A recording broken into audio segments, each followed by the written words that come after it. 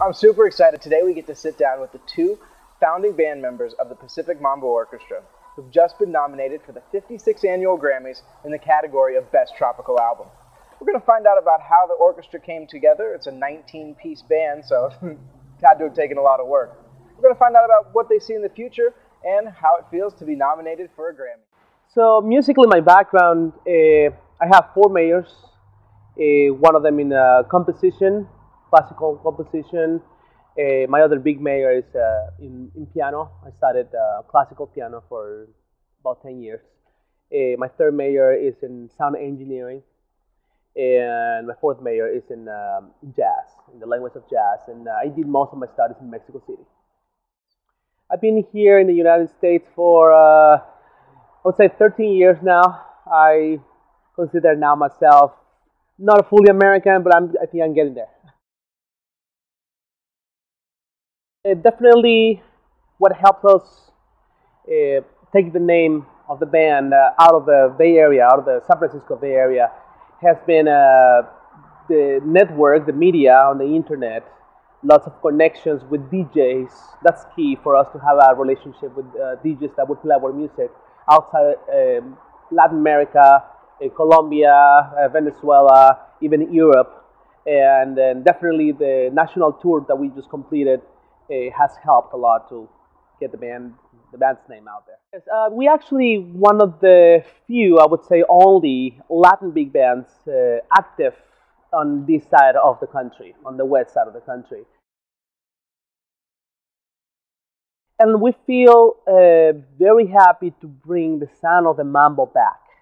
And a lot of people ask us, what is it about mambo that is different from the regular salsa, the regular tropical music that you hear on the radio? Well, mambo, it's an experience. I have to better put it that way. Mambo is the experience of that you get involved when you hear the rhythms, when you hear the horns. In our band, we have 19 people in total, and most of them are horns. So I think the experience that you get when you go to see our band live, you hear this monster, right, shooting at you with the rhythm of Latin rhythm. So you have no other option but just moving your body and feeling the experience, which is very different from regular prototype of a salsa band who just plays rhythm and songs. Is great, but the big band and the mambo does cover the whole full spectrum, and that's what people would expect when they listen to our record or they come see us live.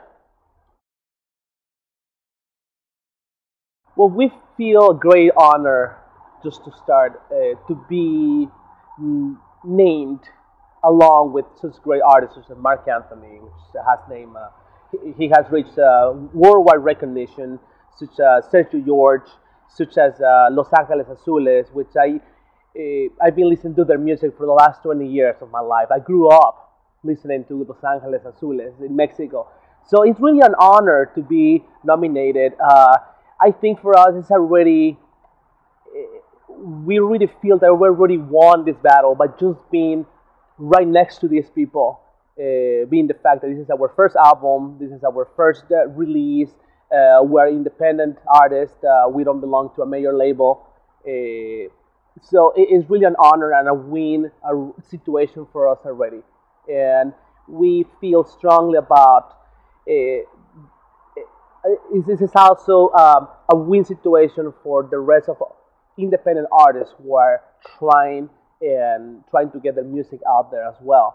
So we feel honored to be carrying that statue. You know, we made it to the Grammys, whether we win the Grammy or not. We made it there. This is an example that your music that you're making at home, in your home studio, in your garage, or it's possible if you put the right intention on it, and if you can really direct your efforts towards something big. It's possible.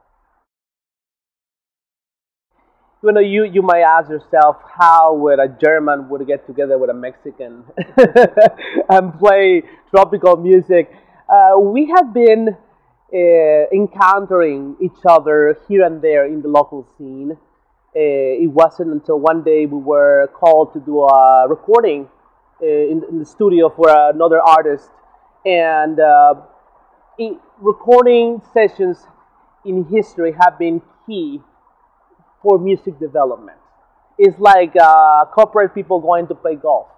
This is when you discuss what's going to be the next, what's going to be the next move, right? So recording sessions are key.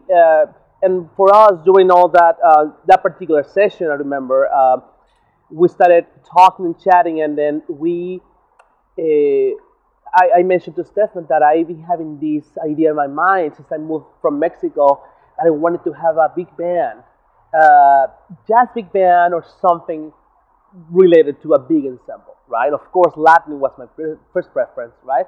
And he answered, "Oh, guess what? I've had this idea in my mind for a long time too. Let's get something started." It happened that I had already some scores that I had already written. He had already some scores that he had already purchased and made his own. So we put a group of arrangers together. As Stefan mentioned earlier, that we worked on putting the best musicians in the band, and that's how it started. I see in store for the future of Pacific Mambo Orchestra developing a crossover sound. I envision, this is like some of my friends think it's a very intrepid dream, but I envision to have somebody like Christina Aguilera or Beyonce in one of our tracks. Why not? Singing some mambo. So I really envision to have that crossover that it's been needed for years.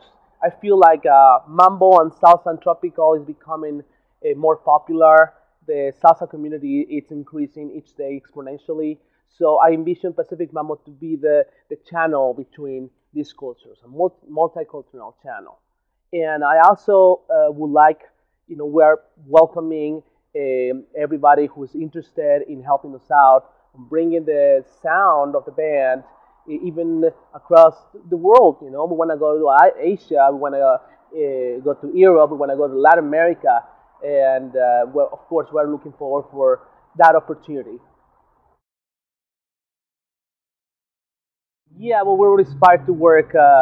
Mark Anthony himself, he's been an icon for this genre, so he would be somebody I would feel honored to have in a future record.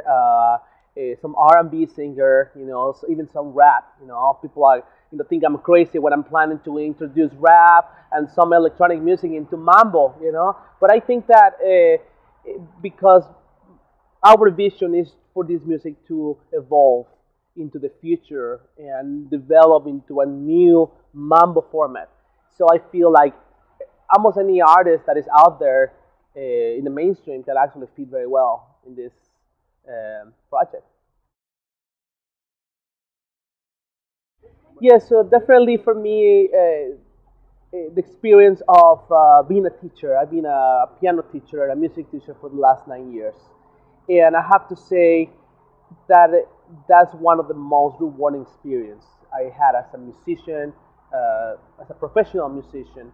Per se, I have one of my youngest students is 6 years old, and after the mom found out that we got nominated, she came to me and asked me, "Hey, so if you're nominated for a Grammy, what are you doing teaching my 6 years old who doesn't know anything about music, right?" And my answer was, I love doing this. I love helping the young people understanding the seriousness and the joy of playing an instrument, of playing music. So that's a very important part of my career. Yeah, a result of the nomination this year, we just found out about Grammy in schools. That is like a new thing right now happening. And I actually had the opportunity to talk to a person up in Silicon Valley, and I think we're gonna go. We're planning an auction to for funding the educational system. We're trying to put some money there, and the theme this year is actually Grammys, and it's all about bringing people who are connected or nominated, and we want to be donating our music. We want to be donating some of the, some classes, some whatever it's possible for us to provide help for the community. Yeah, so you can definitely find all information about the band, the history, all the musicians lined up in our website, pacificmambo.com. And then you can buy our music there on our site. You can find us easily on iTunes and all the major online stores. And then you can find us on Facebook as well, Pacific Mambo, that is to find. And we are basically everywhere.